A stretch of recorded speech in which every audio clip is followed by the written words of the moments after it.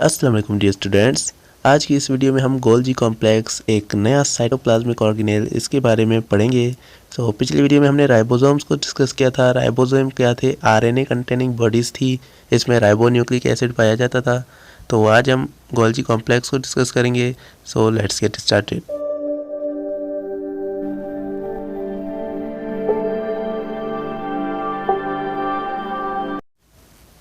सबसे पहले हमें इनके डिस्कवरर का नाम दिया गया है, जिन्होंने इसको डिस्कवर किया। कौन है इनका discover? Camillo Golgi. Camillo Golgi एक साइंटिस्ट थे जिन्होंने इसको गोल्जी बॉडी को डिस्कवर किया, इसीलिए उनको नाम दिया गया है गोल्जी कॉम्प्लेक्स। ठीक है, और ये कब किया था? 1898 में। उसके बाद हमारे दूसरे सेंटेंस में लिखा हुआ है कि इसका जो नाम है वो Golgi apparatus, Golgi bodies, golgisome, Golgi complex हम इसको बुला सकते हैं। ठीक है, ये गोल्जी अपैरेटस भी है, गोल्जी बॉडीज़ इनके नाम हैं ये सभी। Like endoplasmic reticulum it has canalicular system with sacs. Endoplasmic reticulum की तरह इनके पास भी कैनालिकल सिस्टम है, मतलब ऐसे ट्यूब्स बने हुए हैं, ट्यूब्स से मिलकर बना हुआ है। पहले उसमें ट्यूब्यूल्स जो थे वो क्या करते थे? चीज़ों को ट्रांसफ़र करते थे। इसमें भी ट्यूब्यूल्स हैं, ठीक है, ट्यूब्स लगे हुए हैं, कैनालिकल सिस्टम है, इसमें सेक्स भी मौजूद हैं। ठीक है, but unlike the endoplasmic reticulum it has parallel arrangement of latent membrane bound vesicles without ribosome. It is basically developed from SER. तो इसमें एक चीज़ है जो एंडोप्लाज्मिक रेटिकुलम में नहीं होती थी, इसमें वेजिकल्स होते हैं। इसमें वेजिकल्स छोटे छोटे बन रहे होते हैं और वो निकलते हैं इसमें से बाहर। ठीक है, मेम्ब्रेन बाउंड ऑर्गेनेल्स होते हैं, वेजिकल्स होते हैं, वो इनमें से जनरेट होते हैं, लेकिन वो एंडोप्लाज्मिक रेटिकुलम में नहीं होते। और इसमें राइबोसोम्स भी प्रेजेंट नहीं होते। एंडोप्लाज्मिक रेटिकुलम में राइबोसोम्स हमारे पास होते थे, लेकिन यहाँ पर राइबोसोम्स नहीं होते। उसके बाद ये जो डेवलप होता है ये हमें मिलता कहाँ से है? ये आता है हमारे पास एंडोप्लाज्मिक रेटिकुलम से। कौन सा? स्मूथ एंडोप्लाज्मिक रेटिकुलम से ये बनता है और ये आकर हमें यहाँ पर मिलता है, ठीक है, सेल के अंदर। उसके बाद Golgi bodies are found in eukaryotic cell. ये हमें यूकैरियोटिक सेल में मिलते हैं। गोल्जी बॉडीज़ हमें यूकैरियोटिक सेल में मिलते हैं। ठीक है, it is basically same morphology in plant and animals. और ये प्लांट और एनिमल्स में ये सेम दिखते हैं। ठीक है, एक जैसे होते हैं समान प्लांट और एनिमल्स में। ठीक है, each of them is a disc shape and consist of central flattened plate like compartment का सिस्टम है। इसमें हर एक डिस्क की शक्ल का है। आप ऊपर स्ट्रक्चर देखें, ये इसका स्ट्रक्चर है। इसमें आप देखें हर एक ये जो है ये डिस्क की शेप का है। ठीक है, डिस्क की शेप की तरह इनमें लगे हुए हैं। और यहाँ पर ये फ्लैट हैं, यहाँ पर देख सकते हैं आप, फ्लैट लगे हुए हैं और इनमें से वेजिकल्स निकल रहे हैं। ठीक है, ट्यूब की शक्ल के ये हैं। तो उसके बाद इसको सिस्टर्ने बोलते हैं। ये जो ऊपर हमारे पास फोल्ड्स इनमें आ रहे हैं, इनमें जो भी फोल्ड्स आ रहे हैं इनको हम सिस्टर्ने बोलते हैं। Peripheral network of interconnecting tubules and periphery occurring vesicles called Golgi vesicles। तो इसमें दोनों जो हमारे पास सिस्टर्ने होते हैं वो एक दूसरे से कनेक्ट होते हैं। हमारे ट्यूब्यूल्स जो होते हैं इसमें वो भी एक दूसरे से कनेक्ट होते हैं। यहाँ पर आप देख सकते हैं एक दूसरे से सभी जो ट्यूब्यूल हैं वो कनेक्टेड हैं। और इसमें जो निकल रहे हैं ये वेजिकल्स, ये इसमें जनरेट होते हैं, इसमें बनते हैं। ठीक है, तो इसको हम वेजिकल्स बोलते हैं, गोल्जियन वेजिकल्स। ये देखें गोल्जियन वेजिकल्स इसमें होते हैं। In Golgian system interconnected tubules are formed around this central stack. इसमें जो एक सेंट्रल स्टॉक है उसमें बनते हैं हमारे इंटरकनेक्टिंग ट्यूब्यूल्स जो हैं वो। उसके बाद हमारे पास जो गोल्जियन वेजल्स हैं वो हमारे पास बनती कहाँ है? सेंट्रल स्टॉक में बनती है। इसके अंदर जो सेंट्रल पार्ट होता है उसको सेंट्रल स्टॉक बोलते हैं।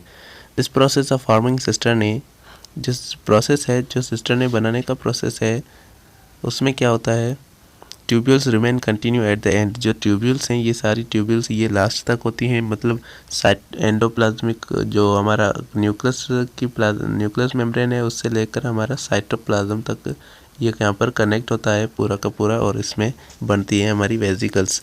इफ़ दिस आउटर और फॉर्मिंग फेस इज़ कन्वेक्स, अगर ये जो बाहर वाला हिस्सा है ये कॉन्वेक्स है, जो मेम्ब्रेन के मतलब तरफ जो हिस्सा है ये मेम्ब्रेन है, इसकी तरफ जो हिस्सा है इसको हम कहेंगे सिस फेस, और जो अंदर की तरफ हिस्सा है उसको सिस फेस कहेंगे, और जो बाहर की तरफ हिस्सा है कॉनकेव है उसको ट्रांसफेस कहेंगे। ठीक है, अब मैं दिखाता हूँ आपको एग्जांपल में।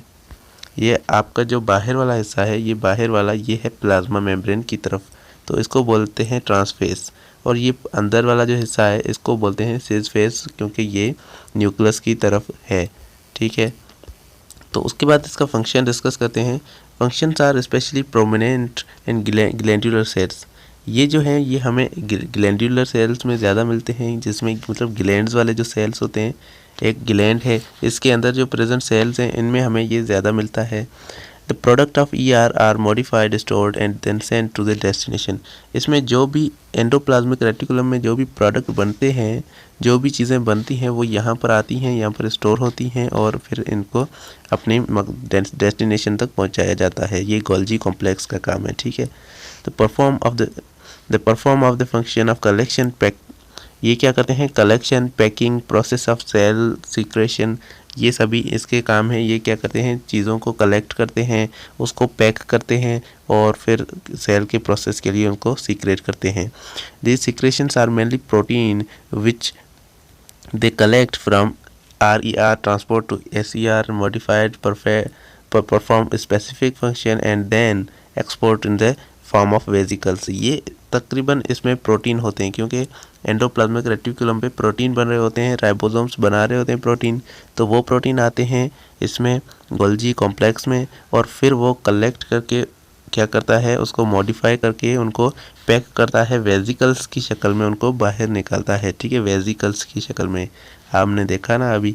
तो ये वेसिकल्स ये जो बन रही हैं ये इसमें कुछ ना कुछ स्टोर होगा, चाहे वो प्रोटीन भी हो सकता है। ये वेसिकल्स यहाँ पर बन रही हैं, फॉर्म हो रही हैं। ठीक है, तो ये वेसिकल्स कौन बना रहा है? Golgi complex. उसके बाद इट मैन्युफैक्चर सर्टेन मैक्रोमोलिक्यूल्स। ये कुछ मैक्रोमोलिक्यूल्स भी बनाता है, ये अपने आप से खुद से क्या करता है? कुछ मैक्रोमोलिक्यूल्स बनाता है।